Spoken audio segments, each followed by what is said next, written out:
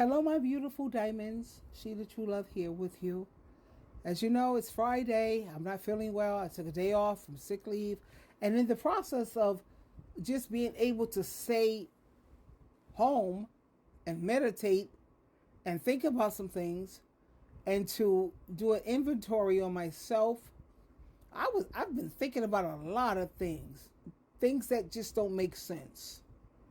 I'm thinking about women when you because they feel that, first of all, they feel that Jesus Christ is not good enough. Jesus Christ is not a good protector. He's not a good provider. He's not a good leader or teacher. You insist that you have to have a man, and life is not worth living unless you have a man. And like I said, birds of a feather should always flock together. Chickens should stay with chickens. Pigeons should stay with pigeons. And eagles, I am an eagle, honey, in every sense of the word. Yeah. Jesus Christ is good enough for me. And I also love my freedom and my independence. And people who are pigeons and chickens still pecking around looking for a man, it's because they feel that without a man, life is not worth much. They feel that they need someone who's going to provide and protect them, because Jesus Christ is obviously not good enough for that. Okay, my thing is, what I've been thinking about, I've been looking at Kendra G, as you know that I do, and she always asks them, what are you looking for? You know, what is it? And these women are always looking for, check this out, they're looking for Satan the devil, to be honest with you, because they're looking for 666. They want a man who has, they're 6 feet, they got to be 6 feet and up. They want a man who's making 6 figures, and they want a man who has a 6-pack. That means they're looking for him to have a 6-pack. He has to have a hot body. That's 666. What is the mark of the devil?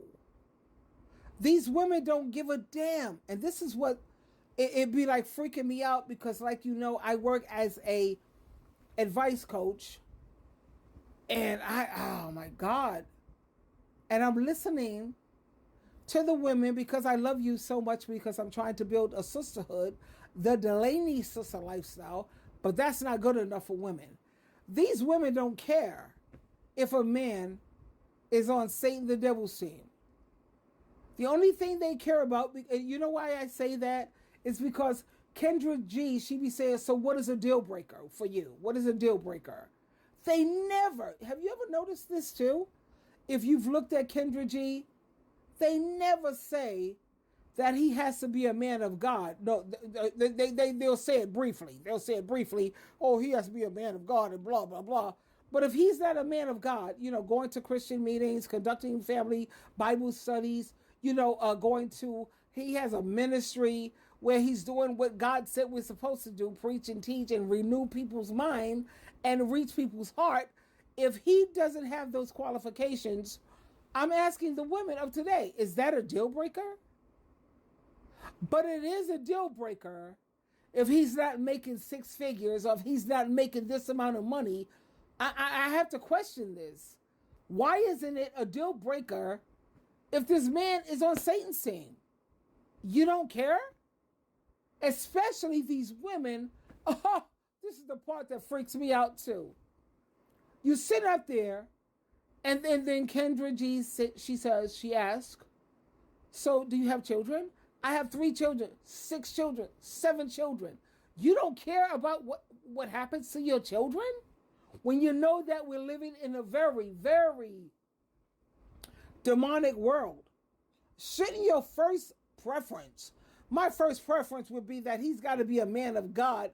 And I'm not talking about a man of God who just says, oh yeah, I'm a man. No. So the first question I'm going to ask him is, what church do you belong to? And I don't mean no average church. I don't want you to be a part of no freaking average church. I want you to be a part of a community church. I want you to be a part of a fellowship church where they have men's groups, they have women groups, you know, where when people are troubled, they get together to talk about it. They have game night. They have movie night. Like this church that I have here, I don't have a car, so that's why I'm not able to go to it. It's called Grace Fellowship. Now that's a church everybody should be a part of. I went to my girlfriend, my bestie. I'm not gay, no, and I'm not knocking people who are gay because you have your things that you have to work out with God in Christ. That's your thing. My thing is, I went to Jersey, and she has this church. It's called the Baptist Fellowship Church. It was like, what? They have men groups, they have women groups, they have groups for teenagers, they have movie night, they have where they take trips together, they have crocheting, they have aerobic classes.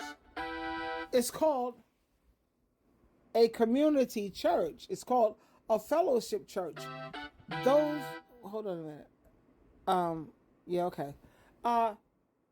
Yeah, those are the kind of things that people need. That's what's missing. We're missing community. We need to start building up. Like me, I live upstate New York, and I'm a little depressed. I gotta admit it. I'm not gonna be lying to you. No, because I keep trying to build this up. I even had people come to my house, my beautiful diamonds. I've had them come to my house, but they was on medication that they was not taking, bipolar, flipping the out. Did I know how to diffuse the situation? Only by the grace of God in Christ. I knew how to get them out of my house. And then, how about this? I even went to some of these people's houses, and they're all bipolar, schizophrenic, borderline personality disorder, paranoia, and there's nothing wrong with, I get it. You know, a lot has happened to people in their life, but at least take the medication. Take the freaking medication, and they don't. So now you're sitting up here dealing with all of this when I'm a mentally and emotionally healthy. Let me put emphasis on that. I think healthy person, emotionally healthy. I'm depressed a little bit right now. Because it's not like I haven't put the work in, that's for sure. I've been trying to create support groups. I have a whole big Catholic church across the street from me. What do they do for the community? Nothing. So I looked into it, and then I have to get a certain type of insurance if I want to have, like a AA or NA or moderation management or whatever the hell people are going through. I have to get a certain license to ensure that the people who are a part of this group, it's going to happen. It's going to transpire. So don't think that I'm not trying to put the work in. I'm working like a dog to try to get things started. No, I'm not going to be able to put the insurance on everything. And I have to always be there. I work. I have 3 jobs. I'm not going to, so I need people to volunteer to do certain things. Work with me. Just work with me. I'm a Capricorn kid. I'm a hard worker. You know what I need? I need Virgos. I need Sagittarius. I need Aquarius. And I just need people who's going to work, and I need Cancer. Because Cancers, your emotions be like, we can help renew people's mind and change their freaking heart. You're good at that. But I'm trying to fight out here by myself. This is cray-cray. This is just like, I'm looking at these women willing to put up with so much. Why? Because you don't have a support group. And then I look at people who's always traveling. Every time you look up, they're traveling. I gotta travel. Because they don't have no sense of, they don't have no community. They're trying to escape their lives.